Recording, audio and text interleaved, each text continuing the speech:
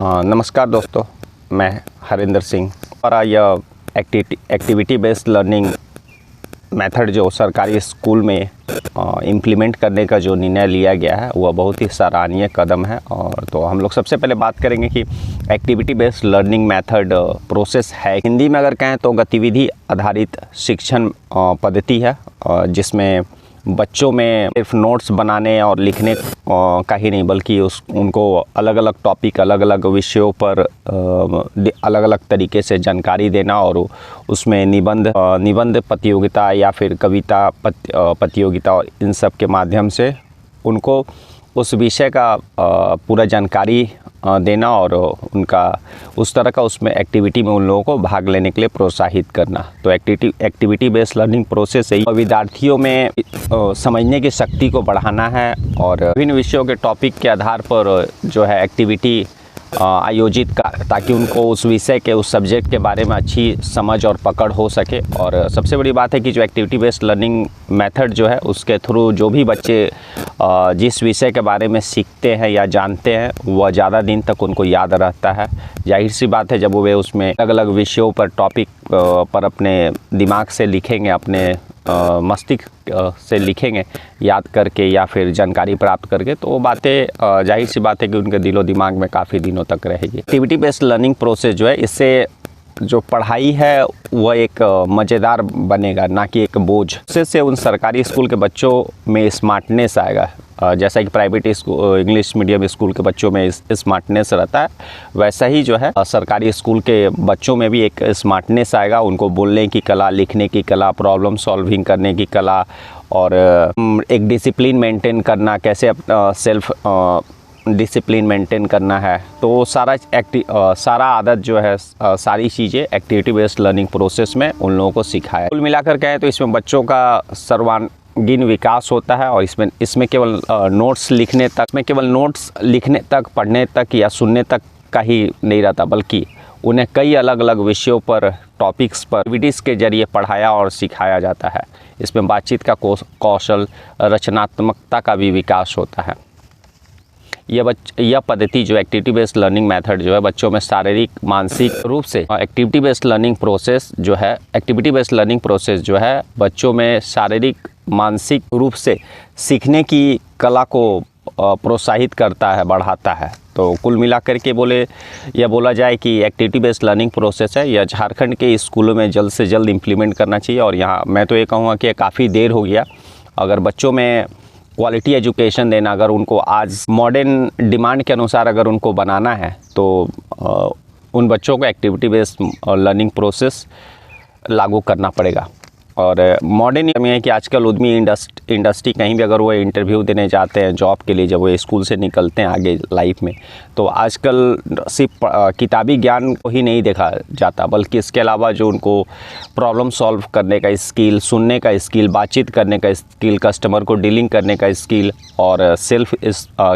Maintain करने का skill, high confidence level और स्मार्ट वर्क कैसे किया जा सकता है किसी काम को, और लर्निंग एबिलिटी, ये सारी चीज़ें को किसी भी आजकल के आदमी के पास जब आप इंटरव्यू के लिए या फिर कहीं भी आप रोज़गार के लिए जाते हैं, तो इन सारी चीज़ों को आजकल देखा जाता है, ना कि पहले की तरफ सिर्फ पढ़ाई के ज्ञान को या फिर किताबी ज्ञानों को देखा जाता है। तो इन सारी चीज़ों को तभी एक छात्र के अंदर हम डाल सकते हैं स्कूल में, जब activity based learning process school में इम्प्लीमेंट रहेगा तब, ताकि उनको पहले से ही किसी विषय पर बोलने का, लिखने का, समझने का और जानकारी प्राप्त करने का आइडिया रहेगा, और कैसे अपने आप को, सेल्फ कॉन्फिडेंस को इंक्रीज़ करना है, कैसे अपने आप को मेंटेन करना है, लाइक ग्रूमिंग, नाखून और नेल्स और हेयर स्टाइल, ये सारा कैसे उन लोगों को अपना रखना है। सारा चीज़ें स्कूल में ही अगर उनको जानकारी दी जाएगी तो धीरे धीरे उनमें बदलाव होते रहेगा, और जब वे स्कूल से पास आउट होंगे तो किसी भी एक स्टूडेंट को जॉब लेने में आसानी होगी। तो I think activity based learning process को बहुत जल्दी पहले ही लागू कर देना चाहिए। देश के बहुत सारे राज्यों में एक्टिविटी बेस्ड लर्निंग प्रोसेस जो है ऑलरेडी इम्प्लीमेंट है। साउथ आई थिंक तमिलनाडु तरफ पहले से ही लागू है और इसका रिज़ल्ट भी बहुत अच्छा देखने को मिला। तो एजुकेशन डिपार्टमेंट का यह पहल है कि एक्टिविटी बेस्ड लर्निंग प्रोसेस जो है सरकारी स्कूल के बच्चों के पढ़ाई में लागू करने का, तो बहुत ही अच्छा है। और आई थिंक इससे बच्चों का विकास होगा, और ये बहुत पहले ही कर देना चाहिए था, क्योंकि मॉडर्न युग के हिसाब से उस तरह के बच्चों में वह क्वालिटी लाया जा सकता है, ताकि वे रोज़गार परक बन सके। स्कूल से पास आउट होने के बाद जीवन में आगे उनको रोज़गार मिलने में कठिनाई नहीं हो, समय के अनुरूप उनको ढाला जा सके। दुनिया के बहुत सारे ऐसे देश है जो एक्टिविटी बेस्ड लर्निंग प्रोसेस के थ्रू वहाँ पढ़ाई होती है, और इसमें एक्टिविटी बेस्ड लर्निंग में बच्चों में याद रखने की जो शक्ति है, याद रखने चीज़ों को याद रखने का जो कला है वह ज़्यादा समय तक